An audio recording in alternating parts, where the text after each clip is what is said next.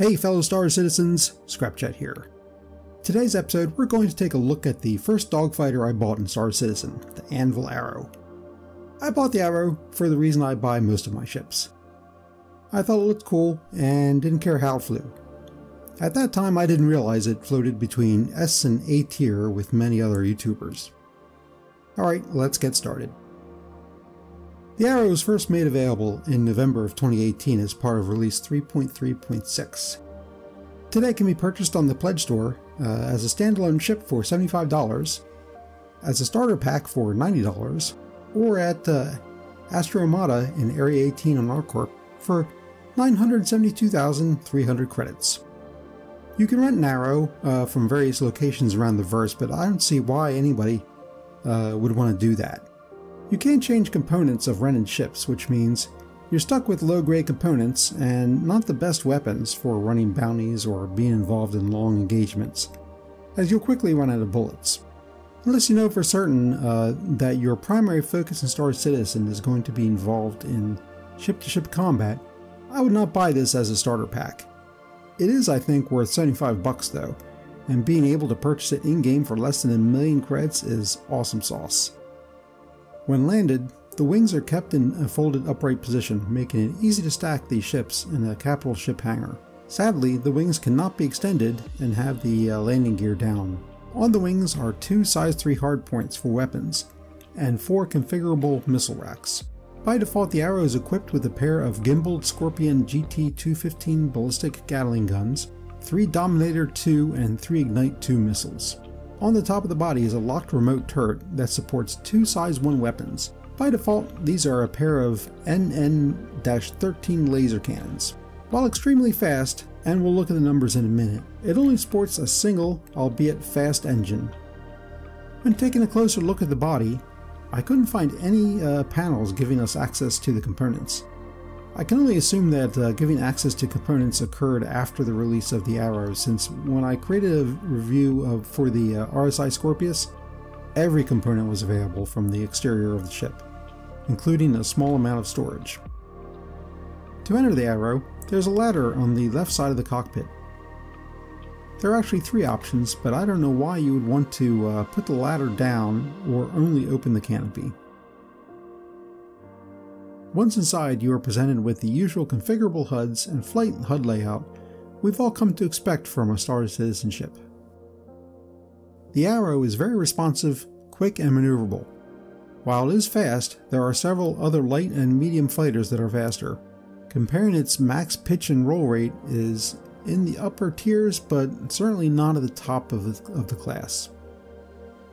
Another tragic downfall for the Arrow is that it only has 1 size 1 shield. This means that even a minor amount of damage will cause you to disengage for a minute and recharge your shield. Okay, let's take a look at what we can change on the Arrow in Urkel. Okay, so I have Urkel set up here looking at the Arrow, and I thought first we'd start with the non-weapon entries. Because they're very subjective, really. It kind of depends on what you prefer. I thought that probably the non-weapon components might be, I don't know, a little more specific, or not quite as subjective, I think, anyway. So, for shields, you have the following options. I'll sort by grade, or I think it already is. Yeah. I typically go with the FR-76s, the military, but you do have other options here. You have the civilian, the stealth, which my understanding is stealth components don't do anything yet in game, so there's no real reason to get stealth components. And looks like for the most part, well, I guess that's how much HP it probably, I don't know what the HP stands for, but looks like the higher number must be the better one. That's what I'm determining. So in that case, the military FR-66 kind of wins out. Pretty significantly, I might add. So that's what I went with for mine. I always go with the FR-66s for size 1 for all my ships. And then power plants, kind of the same thing. You start off with the military grade C Regulus. Then again, if we sort by grade, looking at the A's, I usually go with the JS 300 for all my size 1 ships as well. That's what I kind of tend to go with. And then for coolers, again, sorting. And again, I usually go with the military, the glaciers. But you do have a bunch of other options. You can go with, I don't know how you spell it, Gelid, the civilian grade A. Or again, stealth, which, you know, on paper sounds cool, but stealth components aren't stealthy yet. So I don't see a real reason to get that. So anyway, like I said, I go with the glaciers for all of my size 1 ships. And then the quantum drive, this is probably the most subjective, really, of these components. And I know some people are like, oh, you got to go get the military VK00. I always go with the Atlas, because if you look at, like, well, even let's go back to the beacon that originally it was. Here it'll tell you, well, it tells you the speed, which that is important. It'll do over 253,000 kilometers per second. That's pretty fast. But look at the max distance. It's only 31 million kilometers. That's not that far. You're going to have to stop at a station somewhere and refuel. Or, you know, a moon somewhere and refuel. But, but with the Atlas, you can go 77 million kilometers. That's really, that gets you easily from Crusader to Microtech. And with a little to spare. And okay, you're going a little slower, 151,000 kilometers per second. But, like 152,000 kilometers per second. But I don't like having to stop. I don't like having to make that pit stop in the you know, in the middle somewhere. So that's why I typically go with their Atlases. And you can't, of course, change your thrusters. They're inherent with the space frame, so you're kind of stuck with those. So that's the non-weapon changes I made to my Arrow. And the nice thing about Urkel is it'll tell you where you can buy all your components. So for instance, the Atlas, it'll cost you 17,900 and you can get it at Hurl 5. So it's kind of nice. It'll give you that kind of information, or like on the glaciers, it'll show you which different stations you can buy them at. It's kind of handy. Now let's go talk about weapons real quick. I am starting to lean towards attritions. I used to be a Badger fan, Badger, Panther, and Bulldog. I'm looking at attritions now, and I'm thinking attritions are better. I think. I don't know. Maybe all of you can tell me, but even though it's going to be size 1 no matter what. But I found the attritions, I think they recharge a lot faster than, you know, the Bulldog, Panther, Badger line of weapons. And I can't do like ballistic Gatlings, because I can't be running out of bullets, because I will. I'm not that great a shot. And I've gotten off of the Veripucks now. I don't use them at all, so I can go straight up to the attrition 3s, which I think they're pretty good. I'm pretty happy with them. So I'll change them both to attrition 3s. So I end up with 2 attrition 1s and 2 attrition 3s. The 2 attrition 1s are on the top side on the lock turret, so you can't change it. But I like them, especially if you do this with them when you're, as much as possible. Occasionally you'll see me when I'm doing my little dogfight demonstrations. I have to flip over here to get the one shield back up again. But when I'm here, that's pretty that can do some damage. And like I said, they regen really fast, a lot faster than I think my Bulldog. And I don't know, maybe somebody can set me straight, but I just think they're pretty good. I like them. I'm starting to like them a lot more. Okay, so let's go look at missiles. And like I said, you can change the missile racks. So you can do 2 size 1s or 1 size 2. And I actually opted for the 1 size 2. And again, I don't know, is that and I went with the Dominator 2 electromagnetics. And I don't know, I have people, Discord channel I belong to, who love bullets. they think they're great. I just think electromagnetics are better. So I kind of went with electromagnetics, but I don't know. Maybe they're not. So yeah, I swapped both of them over to Dominator 2s, and this guy I could get to a size 3, so I went with a size 3. So I don't know if it's better to be shooting lots of little missiles or fewer big missiles, but I went with the Thunderbolt 3, and then same thing over here. The Thunderbolt 3. So I really only have 4 missiles now. So I don't know. Is that better? Is it better to have fewer bigger missiles or more smaller missiles? I don't know. So if you know the rhyme or reason to that, please make sure to comment, because I would definitely like to know which is better to have. Because I mean, if I had to go to size 1, is this gonna be size? No, it's gonna be size 2. I think it was this guy. Yeah, I can go to 3 size. Oops. Yeah. Right? Yeah. This I can go to 4 size 1 missiles. I don't know. Is that better? Get a bunch of Task Force or Pioneer? Yeah, I don't know. I don't know if that's better or not. I mean, that would be... Yeah, I could do that here and here. That would be a lot of missiles that I'd be throwing at somebody. Definitely the first round. I always try and throw a salvo of missiles at the first pass. You know, I fire salvo missiles, and then I follow up with whatever weapons I'm running with, and then I fly off and come right back in and do it again if I can. But anyway, that's what. Anyway, oh, let me flip it back to.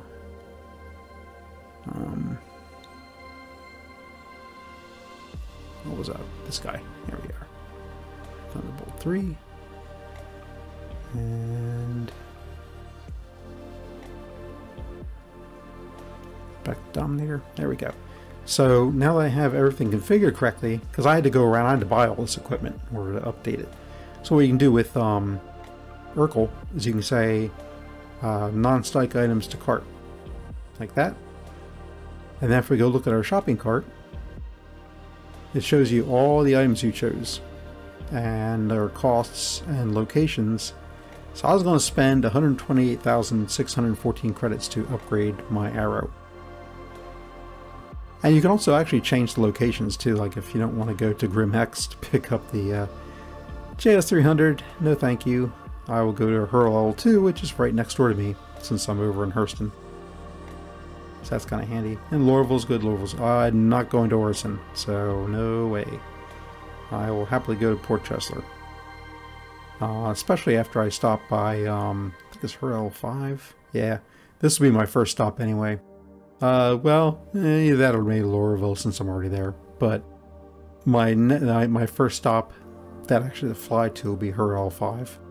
And that's where I'll pick up the Atlas Drive, and then I can go wherever I need to and pick up all the other items. So that's kind of how I handle upgrading my ships. Sometimes if I'm doing a batch of them, I'll just fly to the station I need to pick up the equipment at, and I'll claim all the ships behind me, basically, and outfit them there, and then move on to the next station and then claim all the ships and outfit them there. I recently went through that with about, I think, 5 or 6 ships recently.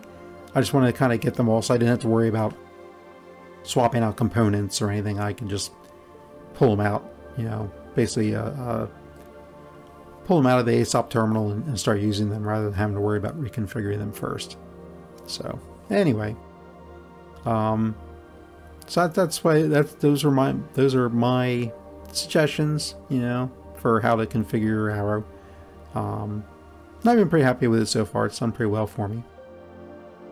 So why don't we move on to some sample bounties.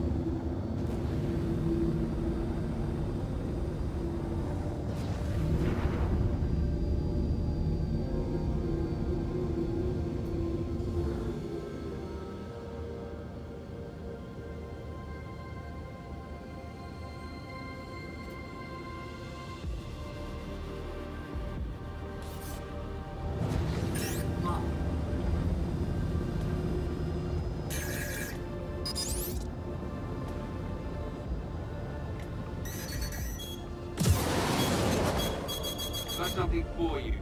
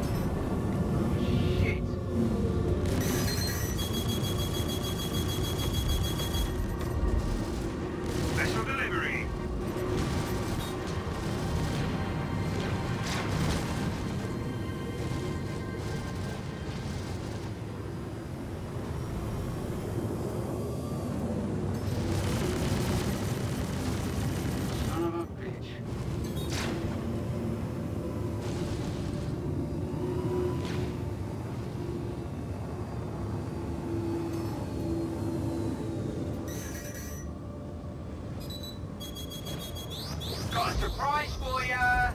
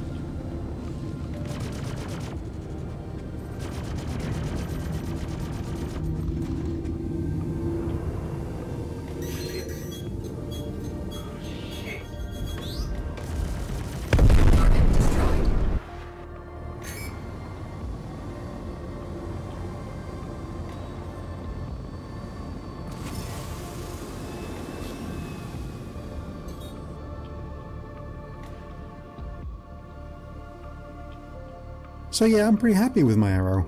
It's a hoot to fly, and I think as I improve my PvE skills, I'll be able to chew through these bounties much faster. Being able to review my performance afterwards is a huge help too. That wraps up my review of the Anvil Arrow. Thanks for watching, and have a great day. Scrapchat out.